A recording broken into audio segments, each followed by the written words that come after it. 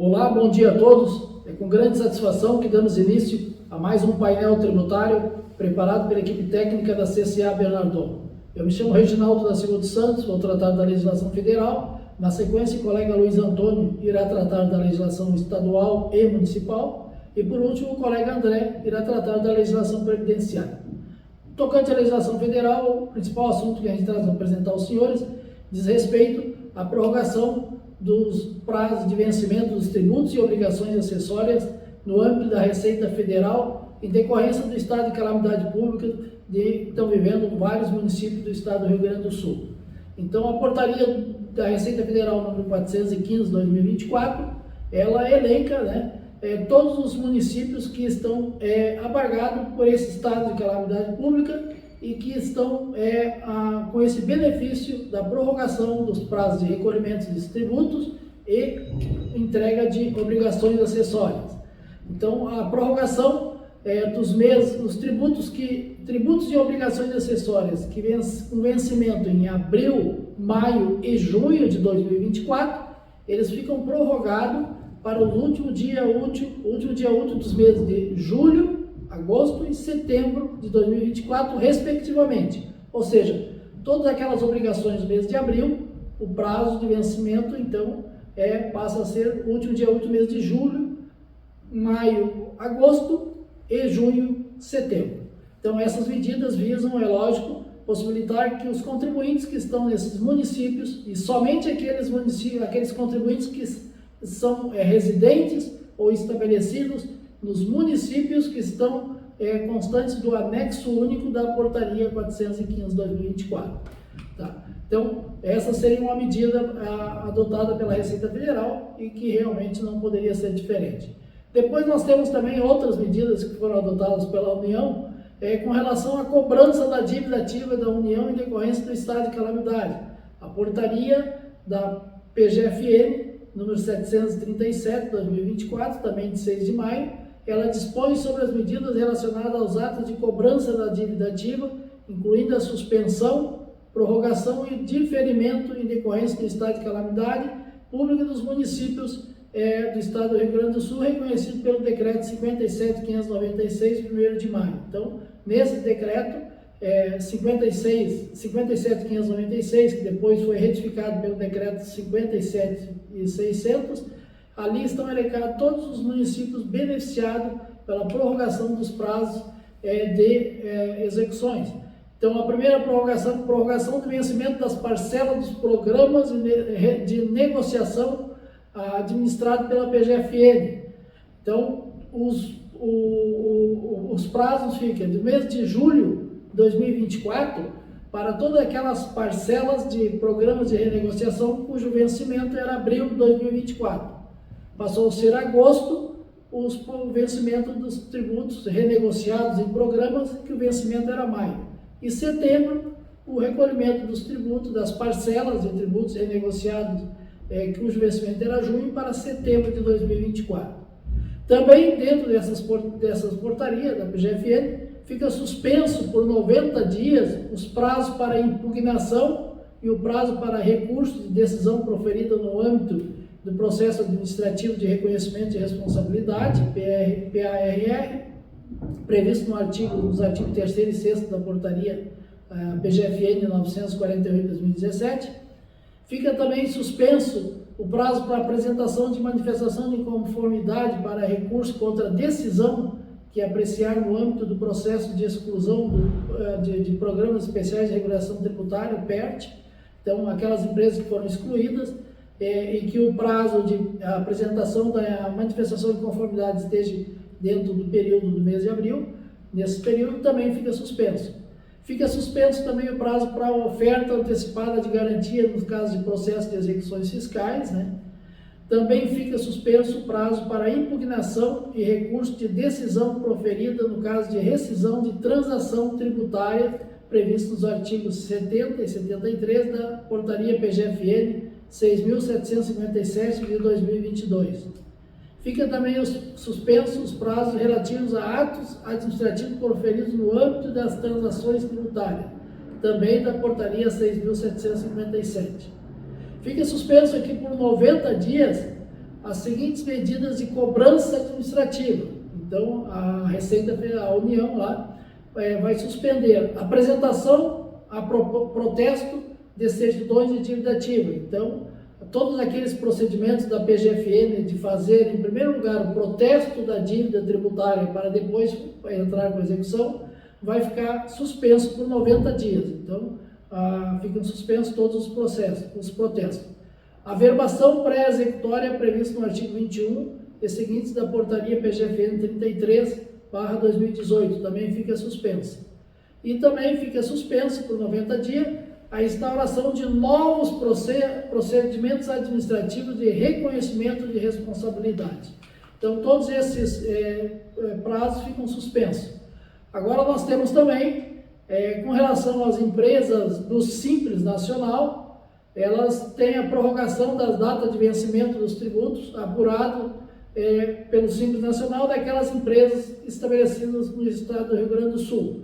Seria através da portaria do Conselho Gestor do Simples Nacional, a portaria número 45/2024, também de 6 de maio, ela prorroga as datas de vencimento dos tributos apurados no Simples Nacional, devido pelo sujeito passivo com matriz nos municípios da lista anexa a esta portaria, localizado no estado do Rio Grande do Sul. Então, para os débitos do período de apuração abril de 2024, onde o vencimento original era 20 de maio de 2024, passa o vencimento a ser prorrogado para 20 de junho de 2024. E o período de apuração maio de 2024, cujo vencimento original é 20 de junho de 2024, passa para 22 de julho de 2024. Então, na legislação federal, seria esse o recado. Vocês viram aqui que no final eu falei para a prorrogação dos prazos do Simples. Então, o Simples Nacional, ele tem uma prorrogação diferenciada das demais pessoas jurídicas que são lucro presumido, lucro real ou arbitrado. Então, o Simples Nacional, a prorrogação se dá apenas para o período de apuração abril, que vencia em maio, o vencimento passa para junho. Período de apuração maio, que o vencimento era junho, passa para julho. Certo? Essas são as prorrogações, então. Com relação à legislação federal, seriam esses recados a transmitir aos senhores. Fique agora na sequência com os colegas Luiz Antônio e André. Um abraço a todos e nos encontramos no próximo painel tributário. Até lá! Bom dia a todos. Dando continuidade ao painel da CCA, vamos comentar algumas notícias e alterações vinculadas à legislação do ICMS do Estado do Rio Grande do Sul e do município de Porto Alegre. Começaremos pelas matérias vinculadas ao estado de calamidade pública no território do Rio Grande do Sul, em virtude das cheias verificadas nos últimos dias. O decreto número 57.600, publicado no dia 5 de maio, reitera e acrescenta cidades em estado de calamidade pública relacionadas no decreto 57.596, em virtude dos eventos climáticos de chuvas intensas verificadas no período de 24 de abril ao mês de maio de 2024. Com isso, foram divulgadas as medidas adotadas em nível federal e estadual e foram publicadas de forma de documentos, no caso, ajuste CNF 9, agora, no dia de 2024, dispensando documentos fiscais de transporte nas remessas de mercadorias doadas para as vítimas, o ajuste 10, prorrogando para o dia 2 de janeiro de 2025 a obrigatoriedade da nota fiscal eletrônica de produtor em substituição à nota fiscal de produtor, aquela modelo 4 em papel. O convênio 54 de 2024 também foi publicado pelo CONFAS, autorizando o Rio Grande do Sul a conceder isenção nas saídas para estabelecimento contribuinte localizados em municípios em que foi declarada a calamidade pública, de mercadorias destinadas ao ativo permanente e peças, partes e acessórios de máquinas nas operações internas e interestaduais referente ao diferencial de alíquota. a não exigência de multa e juros no atraso do pagamento do ICMS dos contribuintes localizados nestas mesmas localidades, se pagam até 28 de junho, referente aos vencimentos entre 24 de abril e 31 de maio. Depois, no dia 31 de julho, referente aos vencimentos ocorridos entre 1º de junho a 30 de junho. E lá no dia 30 de agosto, então, referente aos vencimentos entre os dias 1º a 31 de julho. Isto naquelas cidades onde foi declarada a calamidade pública. Também não exigência de estorno do crédito do ICMS relativo às mercadorias em estoque, extraviadas, perdidas, furtadas, roubadas, deterioradas ou destruídas em virtude destes eventos climáticos. Concede também passagem livre dos postos fiscais para doação aos atingidos pelas cheias, autoriza documentos fiscais pela Secretaria da Fazenda virtual, então autorização concedida através da SVRS, que é a Secretaria da Fazenda Virtual do Rio Grande do Sul, em virtude do desligamento dos equipamentos da Procergs ocorridos em função das cheias também. Pagamento posterior de IPVA e ITCD sem juros e sem multa. Como o emissor da nota fiscal avulsa eletrônica e também da nota fiscal fácil estão fora do ar, foi autorizado o uso de outros emissores, como o do Sebrae, por exemplo. Informações por meio de grupo de WhatsApp da Receita Estadual, com um link específico para as informações. A autorização de documentos fiscais eletrônicos foi transferida para o ambiente tecnológico de nuvem. Atendimento temporário via e-mail. Dispensa de nota fiscal de produtor dentro do Rio Grande do Sul, quando não for possível emitir a nota fiscal eletrônica de produtor. Prorrogados até 28 de junho os atos da Receita Estadual que dependam de concessão, reconhecimento, autorização ou decisão da Receita Estadual através da Instrução Normativa 35, agora de 2024, como sistemas especiais de pagamentos, regimes especiais, certidão de situação fiscal e outros atos que dependam de concessão, reconhecimento ou autorização ou ainda decisão da Receita Estadual. Dispensa de anuência prévia da Receita Estadual para a entrega de mercadorias ou bens importados do exterior por recinto alfandegado no período de 6 de maio a 29 de maio. Agora vamos comentar um pouco sobre as alterações de tributos municipais no município de Porto Alegre. Também em virtude da situação de calamidade pública, o prefeito municipal prorrogou tributos municipais e adotou medidas e respostas a enchentes que assolam a cidade de Porto Alegre e muitos outros municípios gaúchos. Assim, estão prorrogados o vencimento do Imposto sobre Serviço de Autônomos, o ISS-TP, bem como o IPTU e o TCL, referente ao mês de maio, que fica prorrogado para agosto. Suspensão de ações de cobranças administrativas e de protesto para os contribuintes que não realizarem pagamento de tributos em maio. Suspensão de prazos para reclamação e recursos na Fazenda a partir de 30 de abril até 31 de maio. Prorrogação do prazo de validade da certidão negativa de débitos. Certidão válida em 2 de maio tem a sua validade estendida por 60 dias e as novas certidões terão sua validade temporariamente alterada para 90 dias. Priorização de atendimento de processos de restituições. Suspensão de intimações para comparecimento presencial até 31 de maio de 2024.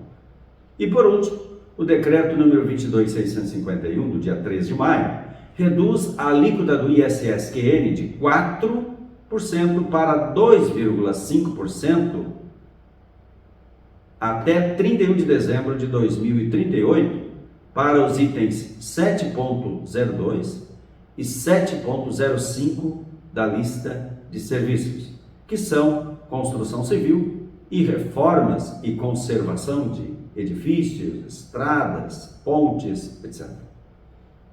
Também reduz a alíquota do ISS de 5% para 3% em 2024 e depois 2,5% em 2025 e 2% a partir de 1º de janeiro de 2026 para os itens da lista de serviço identificados pelos códigos 15.01, 15.06, 15.14 e 15.15.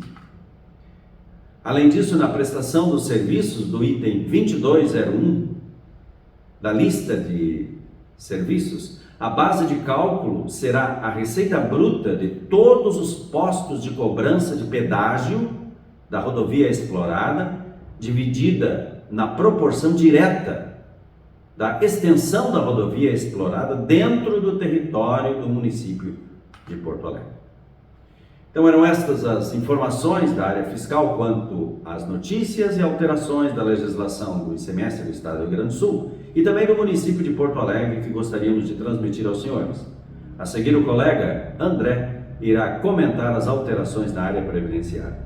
Um bom dia, uma ótima semana a todos, até o próximo painel tributário da CCA.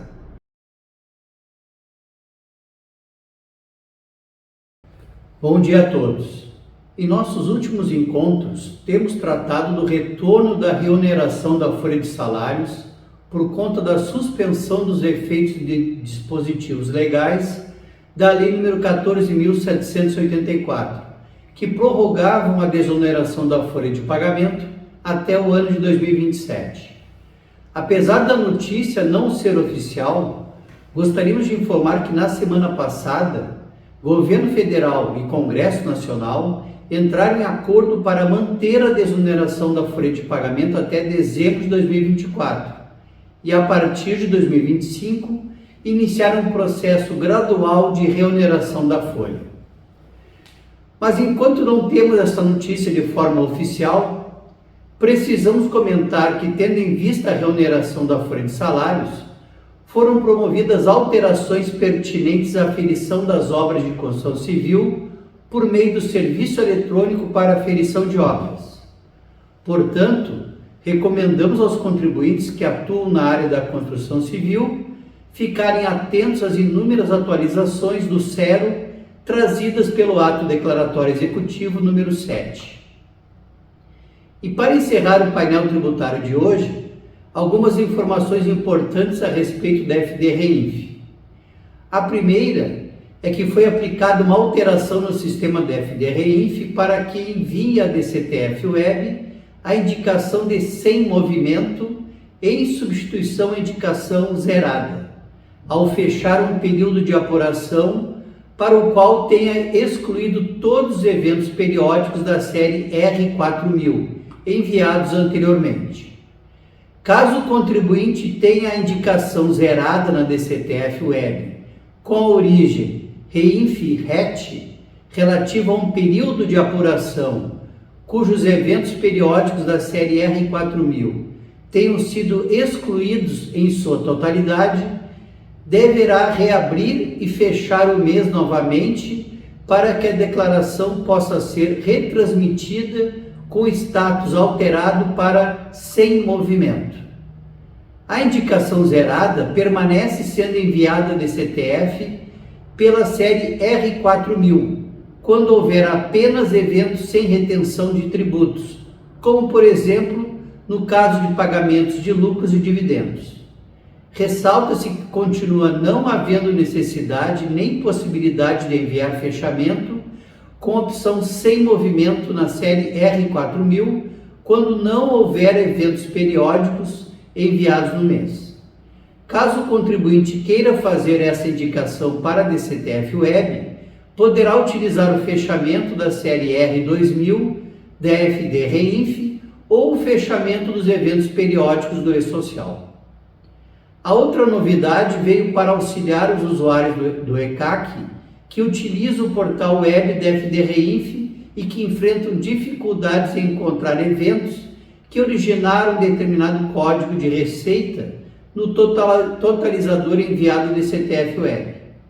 Foi retirada a obrigatoriedade do campo estabelecimento na funcionalidade listar eventos enviados ou em rascunho, em visualizar pagamentos crédito da opção de menu rendimentos pagos creditados da série R4000. Assim, deixando o campo em branco, é possível identificar eventos que tenham sido enviados de forma equivocada para determinados estabelecimentos e que o usuário eventualmente desconheça. Foi disponibilizado também um relatório demonstrativo de fechamento que visa auxiliar na conferência dos eventos periódicos enviados ao sistema em determinado período de apuração. O relatório pode ser gerado após o fechamento do mês, realizado exclusivamente pela aplicação web do ECAC, tanto da série R2000 quanto da R4000, e baixado acessando a tela do totalizador e clicando em relatório de fechamento.